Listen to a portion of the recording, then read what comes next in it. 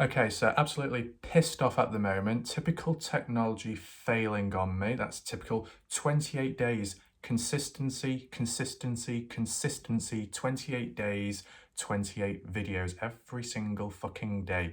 And you know what? I'm not gonna fucking let the typical technology, all this spasmodic, spasticity, spasticness, uselessness get in my fucking way. Typical fucking roadblocks. So, in today's video, going to be briefly talking about the Dylan Rounds case because it's still relevant and things can still be brought up, okay? So, no, this isn't a Kurt Wadsworth interview where it's all over the place and, you know, I'm actually, I don't drink alcohol, so fucking hell, just imagine what it would be like if I was. So, with all that aside, wonky camera, just what we want, never mind. There was going to be a video intro to this upcoming video, not this one, the main one, the big one, the long video, but the intro itself, fuck me, 5 minutes long or so. Probably a bit too long, to be honest, as an intro, so it'll be a standalone video, and to be honest, it's probably a bit more appropriate as a standalone one. Now, linking back to the Dylan Rounds case, as far as that goes, you're still getting, and it mainly is one individual, constantly pumping out the videos of Boots on Ground, and that's the Earthworm Infotainment channel, who's been doing videos over and over again out there and exploring. Now, it depends how you interpret it.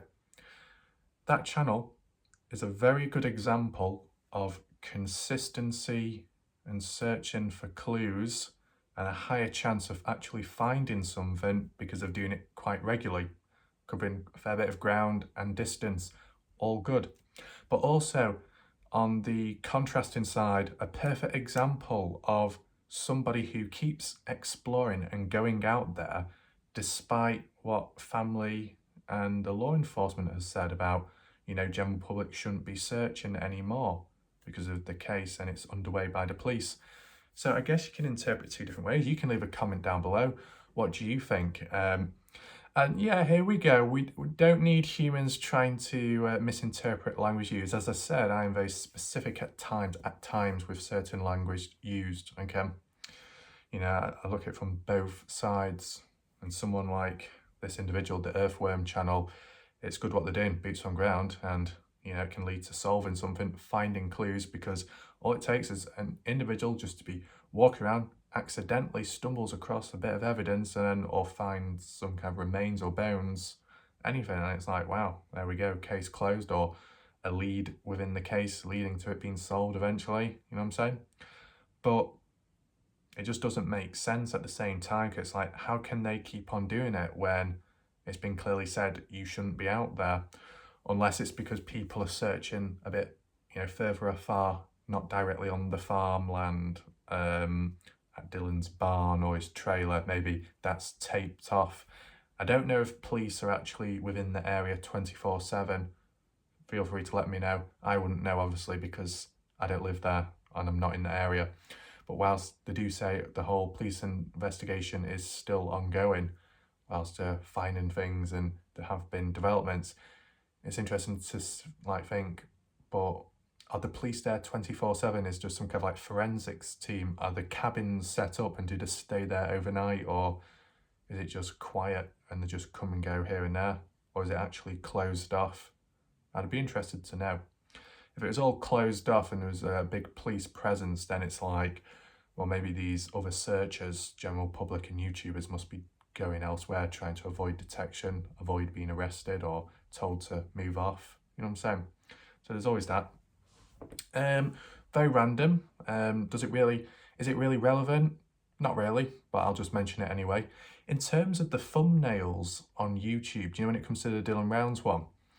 You might get like one or two channels where they're consistent. I don't know if it's the mob channel or Tyler Feller, where they have like similar thumbnails each time, but it's quite good, the artwork and the art design. Then you've got, is it Zav Girl or Zav, who has Dylan on multiple thumbnails and it's all bright, colourful, fluorescent and all that. I mean, as far as YouTube goes, YouTube favours bright colours, but not red because YouTube is red, and not white because of the white background, and then not black because of the dark mode on YouTube, but like green, maybe orange, yellow, those type, and you see that within their thumbnails. That's just for viewer attention and retention rates, okay? That's one of those key things. But then you've got someone like No Thanks, in which the thumbnails are kind of generic, blurry, messy, but that does not matter. The information provided, the interviews, the call-ins are what's important, and it doesn't seem to deter anyone in terms of the thumbnails. But in terms of my thumbnails, it might just be because of me consistently doing Kenny Veach for 2+ years. I'd say my thumbnails are pretty sharp, just from a standalone, isolated perspective and opinion. In my opinion, I do feel that my thumbnails are, quite sharp and clean and not as blurry. It might be the tools I use, because I do use the image sharpener and the odd little outline around the edges of stuff. And what I do tend to do, and I'm all about intricate details with certain videos, whether it be stock footage, perfectly linking with the next word I say, or a certain phrase or line, key timing of certain sounds with music and stuff, transitioning onto another scene. You know what I'm saying? Same with the thumbnails. If it's a certain theme, a certain title about the case, I'm going to try and make it link as close as possible, even if it is hard to find that footage or media, but I try. And I think it just visually looks better to me when I go on my own channel. It just looks a little, not professional, but just a little bit higher end. So it's good to see, especially when you've got a row of videos like that.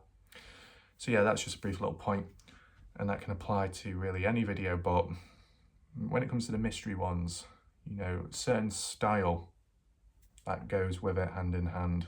So yeah. As for my main video, I might as well say the length of it. It's over an hour long. It's one of those things like, how the fuck do other people do 2, 3, 6 hour fucking videos and it just works like that? Jesus Christ.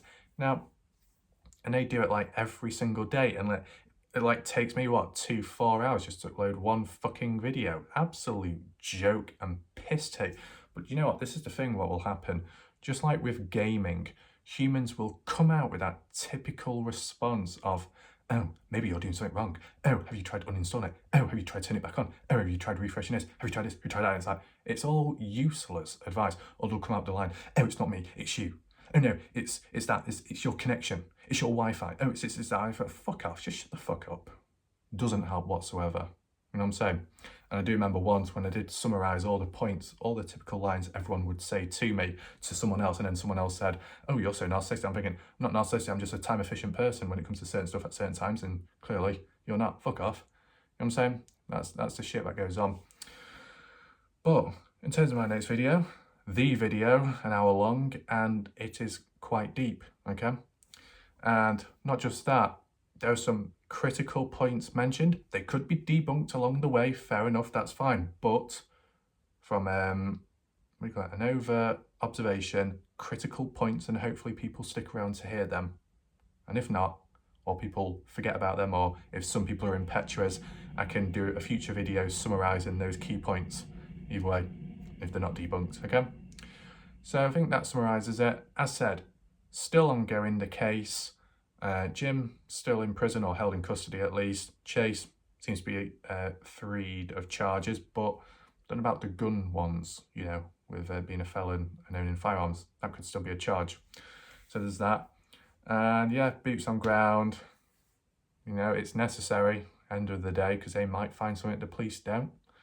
And it keeps the case alive, creates a bit of noise, might attract even more people to the case, or it might bring in the right people. Obviously, it could bring in the wrong people, but you never know. See how things go. That's it for now. Got to try and be consistent at least.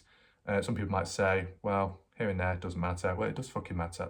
At certain points, it does matter. 28 days, I don't want it just to fucking crumble all of a sudden, okay? So that's it for now. Thanks for watching. I'll see you next one. Goodbye.